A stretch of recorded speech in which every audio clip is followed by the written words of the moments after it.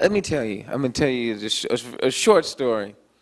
It becomes a point where you start seeing yourself and the environment that you're in, and all of us have this voice on the right side of us to remind us, like, you shouldn't be here. You really shouldn't be here. And then you're looking around. I went to this event, and alhamdulillah, I was with oh man. It was Dave Chappelle. It was Wesley Snipes. We was there. It was Abdullah Chappelle, was his brother. I was at this event, and we had good intentions. I mean, youngsters. We wanted to talk to, Prince Faisal was there with the Hollywood Studios, and I wrote the script, and I wanted to talk to him about doing some Muslim halal movies. That's what I wanted to do, and he had the money, and I wanted to talk to him, say, give it the money. But I had to go into this party, and it was on the Sunset Strip. And not Genuine was there, Lisa Ray was there, all these other celebrities was there that, you brothers have to lower our gaze.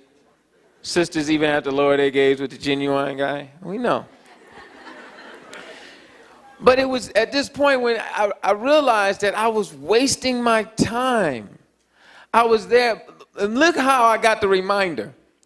I'm standing there, and I felt so ashamed because it's the time when Michael Jackson had passed away, and they was playing a Michael Jackson song, and I was And this woman, she was tall. She approached me and was like, "You're the only one dancing to Michael Jackson." I was like, "Oh, hold on. Out of all of the people, I'm thinking like I'm Muslim and I'm the one that's dancing to Michael Jackson.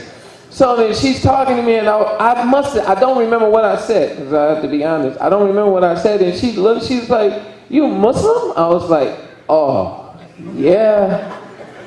And she was very tall. She had this mini skirt on, and she was a model, and she said, "I'm Muslim too."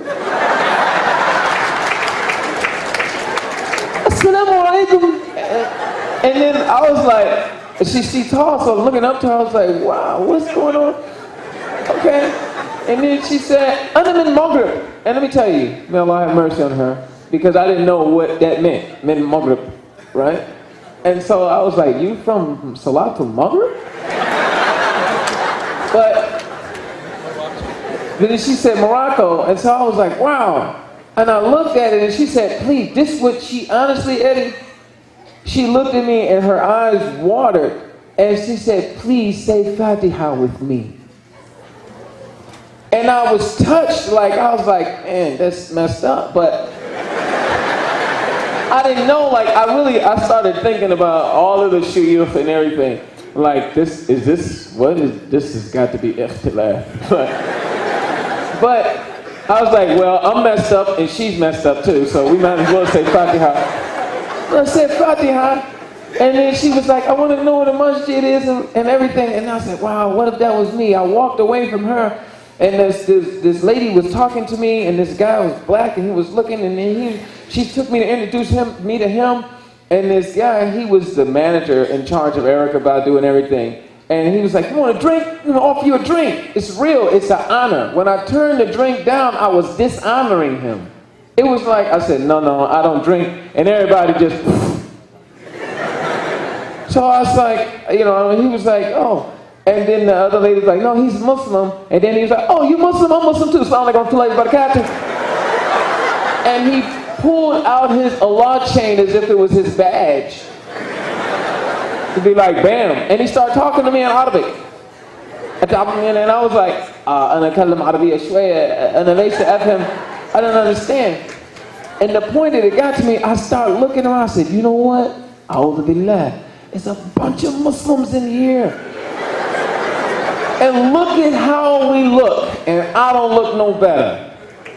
I got to make a decision. I do not want to just blend in with the crowd. I wanted that experience. It really bothered me because I was like, man, I look just like everybody else. I don't look like anybody that's making salat. That's a reminder of Allah. That, you know what I mean? Just like what IMY, like inspiring American Muslim youth. I don't look like that. I'm misrepresenting everything, and it really made me feel shame, and it just stuck with me. It's a little funny, but it shook me, and it's very difficult to be in that kind of environment.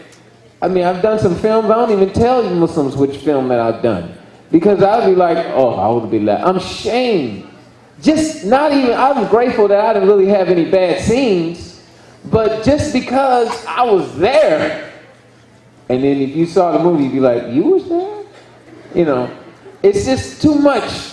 It's really too much. And it comes a point where, I don't want to talk too long. It just comes a point where we have to make a commitment to being who we really truly are. Like, we don't really realize that Allah subhanahu wa ta'ala has given us the light. And they want the light. The people look for the light. Well, how am I going to shine the light if I'm in the midst of all of this? They going to just block the light. And then nobody will be like, hey, move out the way, and I'm going to shine. It's not going to work. It's just not going to work. So we just can't be we got to try our best, like Muslims said. We got to try our best, because it's a constant struggle, and be strong. Thank you.